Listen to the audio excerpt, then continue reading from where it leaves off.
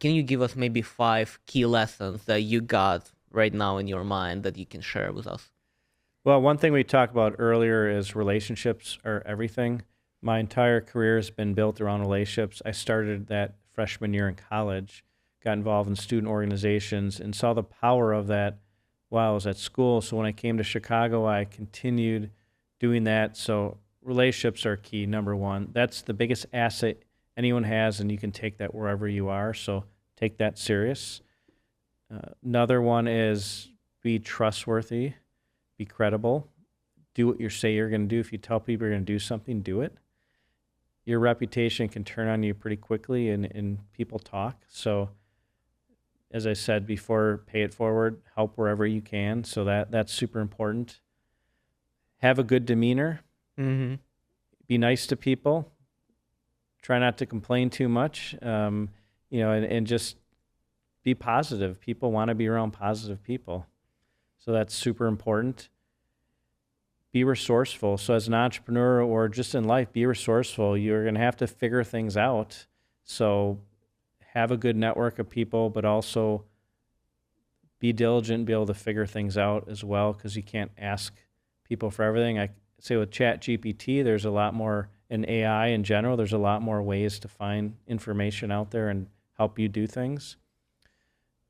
Another one is be open to learning.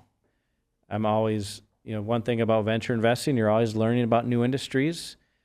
Also, I'm meeting new people, so you're interacting with new personalities, and that's one thing I like about the work I do. Every day is different. And also be approachable. It's super important. That goes with relationship building, but people are going to reach out to you. Respond to them. Obviously, if it's a spam, different story, spam message, but respond to people on LinkedIn, through email. If someone connects you, respond, be approachable. A lot of opportunities have been presented to me in my career because I've been approachable and have taken meetings, or calls, right? So that stuff has been very important for my career, and it's really shaped who I am to this day.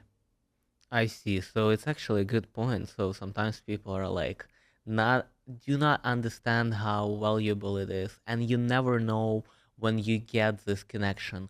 Who will be that guy who gives you certain knowledge or Mhm. other connections that may lead you to some beneficial outcome? So I would like to go a little bit further and ask you more like technical questions about the companies and what kind of companies do you invest in? What you mentioned B2B, but what's the industry? Yeah, so we've made some investments. So we've made investment in a supply chain company. We've made investment in a ed tech business, a fintech business, a prop tech or real estate tech, future of work company. And so those are all B2B. They're all in this region, and they're early stage, but they're supporting other businesses. So in our region, especially in Chicago area, supply chain logistics are quite are big industries. We manufacturing's big as well. But yeah, all these businesses that we invested in also had revenue. We like to see a little revenue. Hmm. Doesn't have to be a lot, but we want to see some initial product market fit. And so that's important for us. We realize that their final product market fit may not be realized till a little bit later, but because companies evolve, but we want to see they've done something before we come in. I see. So it's not just a blind shot, like. Yeah, friends and family and angels generally come in to get them to that launch phase. We're very early. We invest with a lot of angels as well, but we like to see some initial proof of concept that they have. Some people have already purchased what they're offering. Doesn't have to be a lot. We don't have a minimum. I see. So, and you mentioned that you actually do the how do you say Due that word? diligence. Due. No, I can't. Okay, so you say it. So you're basically trying to find out how company are. You're trying to find the background on them. Yeah, so we have an extensive process. So we have a scorecard initially that we use every time we have a conversation with someone from the team. We score across a bunch of different areas. So it could be the business model, the team, the go-to-market strategy, their product market fit. We look at all these different things. That just gives us a high level what we think about the company. Then if we decide to move forward, then we dive deeper into due diligence. We talk to the team. We'll talk to another investor, especially if they have a lead investor. We'll talk to a customer or partner. And we'll put together this extensive report. So it's usually 10 to 12 pages of information. They have a data room, so we look in the data room and look at all their information. We come up with a bunch of questions. We do some of our own market research to validate what they're saying, and then we put this report together. We write this. I mean, with AI, I suppose there's ways to streamline some of this, but we do the research ourselves and put it together, and we have a bunch of questions to fill in the holes. It's almost like a big book report, but it's a well-educated decision before we make that investment. After that, after we put it together and we feel pretty good about it, then we have an investment committee meeting where some of our investors are on the committee. We have one final meeting with, with the CEO, and we have a conversation. Then we make the decision right after that. And well, let's say I have my startup, I have a small team, and how can I acquire those funds? What are like key strategies or maybe the framework that I should establish, and how should I, let's say, market myself for people like you? So, well, not every company is fundable. Let's start with that. Now, you can probably get friends and family money because your friends and family want to support you. Once you look for professional investors, and not every company is fundable, but if you are going down that path, it's relationships. That's critical. Get introductions. Talk to people what you're doing. Ask for introductions. So if you're looking for angel investors, those are not as known. They're not out there as much. They don't necessarily have a website, but you can find them on LinkedIn. But ask people you work with, attorneys, bankers, accountants. People know people, so that you've got to ask for those introductions. A warm introduction is better than reaching out to someone cold. Now, sometimes those work, but it's much better with a warm introduction. And depending on where you're at, there's also angel investment groups, and that's a group of investors that come together to look at deals collectively. So maybe you get one, maybe you get two, maybe you get the whole group to invest, but it's your way to get in front of a bunch of people at once. You still need to have a relationship. You can apply, but through certain systems, but it's still better to have a relationship. When it comes to VCs, same thing. Warm introductions are the best. Most of their information is online, but you still want to get that introduction. It's a great point. So warm introduction. You better know the person who knows that person.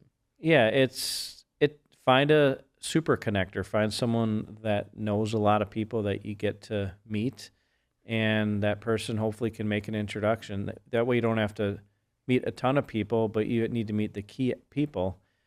As an entrepreneur, you're busy building your company, so you don't have a lot of time to do that, but it's important. So if you have a co-founder, which I recommend having co-founders, one of you can spend more time on capital raising, the other one can spend more time on building the business.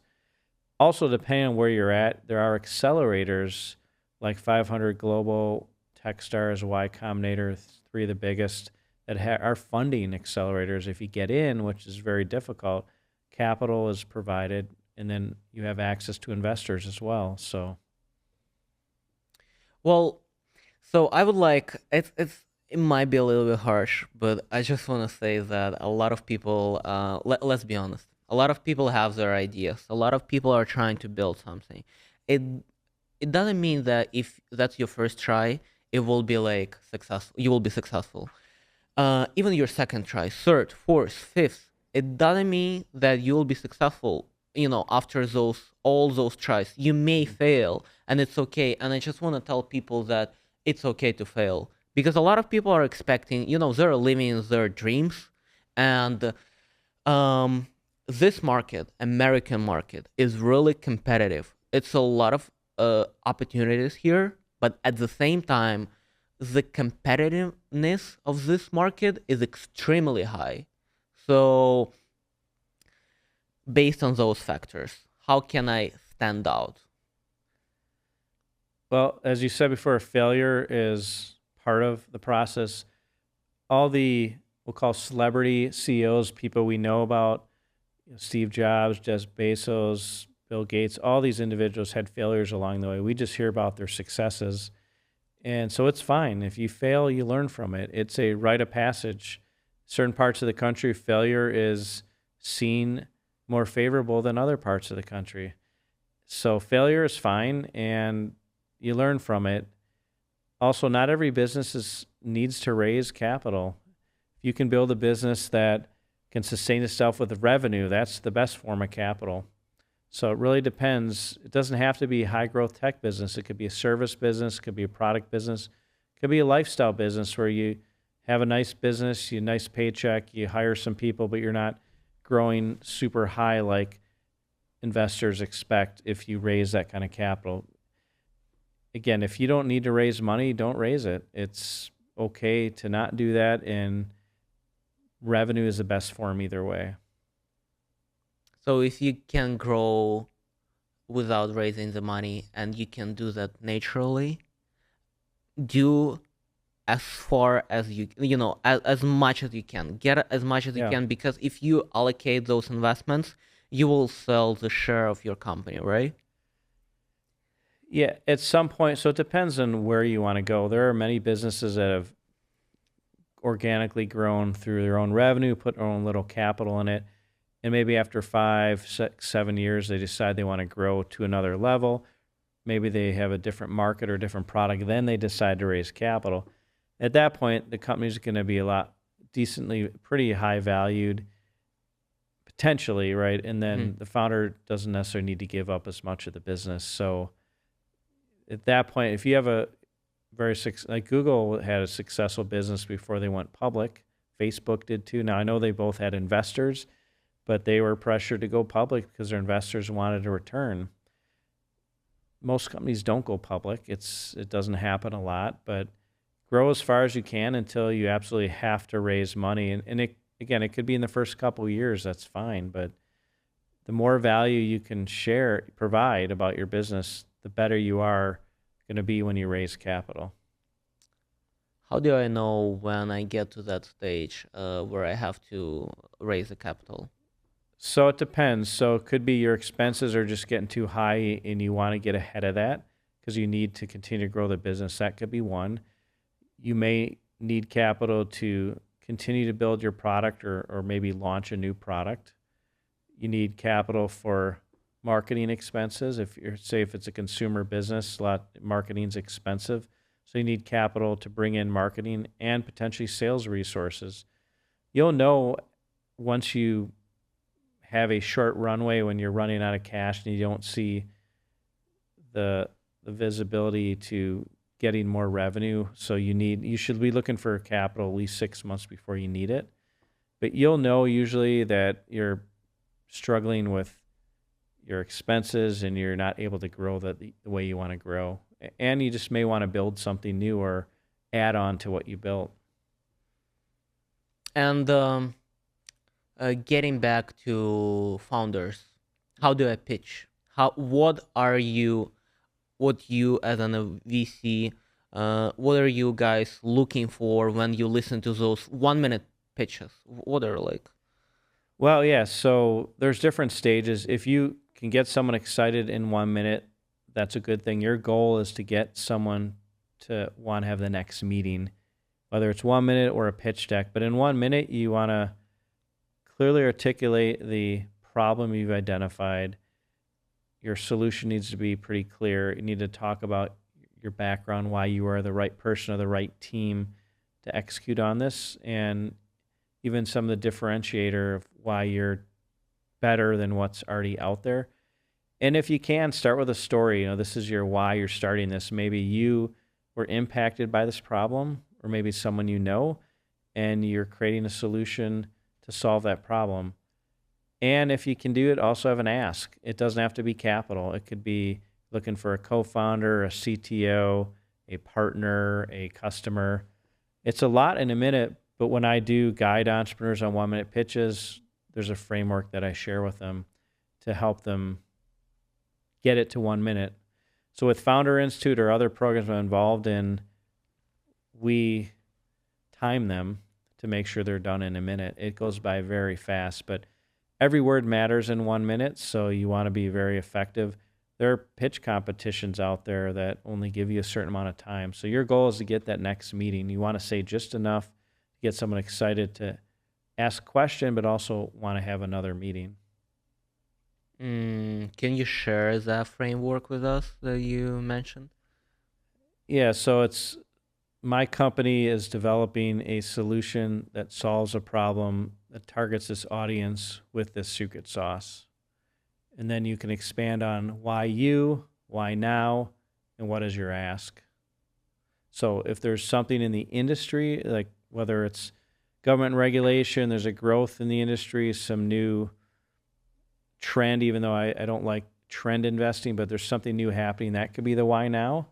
Why you can be your background, if you've done this before, if you have industry experience, that's important. And then the ask is always important because you don't know who you're going to be talking to. It does not have to be capital. Usually you shouldn't be asking for capital at this early stage. Ask for something else. So as I mentioned before, a co-founder, a CTO, a partner, a mentor. And there's an adage in the industry, if you ask for capital, you're going to get advice. If you ask for advice, you're going to get capital. It's better to go in asking for advice because you want to lean on someone's guidance. And if that person likes what you're doing, then maybe capital comes later. Wow, that is super interesting. So, how I see that, so you're basically marketing yourself. So you have this, let's say, a problem that you're trying to solve. Then you season that with your personal story. And what you mentioned, I think, is so crucial. Ask for advice. And then if the person likes you, they will invest. Which is, that is